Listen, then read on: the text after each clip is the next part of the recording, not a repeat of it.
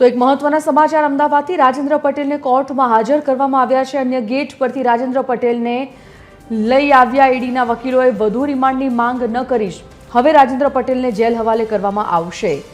તો ઈડીના અધિકારીઓ રાજેન્દ્ર પટેલને લઈને કોર્ટમાં આવ્યા, જો કે વધુ રિમાન્ડની માંગ નથી કરવામાં આવી અને એટલા માટે કોર્ટમાંથી તેમને પાછલા દરવાજે જ જેલ હવાલે કરવામાં આવશે।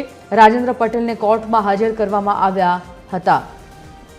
સુરેન્દ્રનગર કલેક્ટર કે જેમને કરોડોનું કૌભાંડમાં હાલ તો તેઓ સસ્પેન્ડ છે, જેલમાં કેદ છે, એવામાં ઈડીના વકીલોએ રિમાન્ડની માંગ નથી કરી। મૌલિક ઉપાધ્યાય સંવાદદાતા ફોનલાઈન પર જોડાઈ ગયા છે। મૌલિક, રાજેન્દ્ર પટેલને કોર્ટમાં હાજર તો કરાયા, પરંતુ ઈડીએ વધુ રિમાન્ડની માંગ નથી કરી અને તેમને હવે ફરી જેલમાં લઈ જવાયા છે। શું વિગત?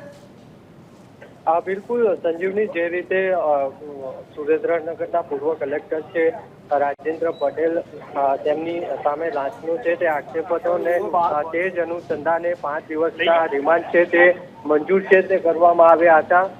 5 દિવસના રિમાન્ડ પૂર્ણ થતા આજે અમદાવાદની સ્પેશિયલ પીએમએલએ કોર્ટમાં તેમને રજૂ કરવામાં આવ્યા હતા અને ઈડીએ ફર્ધર રિમાન્ડ ન માંગતા તેમને જ્યુડિશિયલ કસ્ટડી છે તેમાં મોકલવામાં આવ્યા છે। મહત્વનું છે કે ઈડીની તપાસ દરમિયાન 10 કરોડથી વધુ રકમની લાંચ લેવાનો જે કલેક્ટર કચેરીના અલગ અલગ કર્મચારીઓ છે તેમની પર આક્ષેપ હતો। સાથે જ લાંચની જે રકમ છે તેનો 50% ભાગ પૂર્વ કલેક્ટરે લીધો હોવાનું પણ તપાસમાં સામે આવ્યું હતું। ત્યારે આ તમામ તપાસના મુદ્દાઓના આધારે 5 દિવસના રિમાન્ડ અગાઉ કોર્ટે આપ્યા હતા અને આજે રિમાન્ડ પૂર્ણ થતાં તેમને જ્યુડિશિયલ કસ્ટડીમાં મોકલવામાં આવે છે। જી, ધન્યવાદ મૌલિક।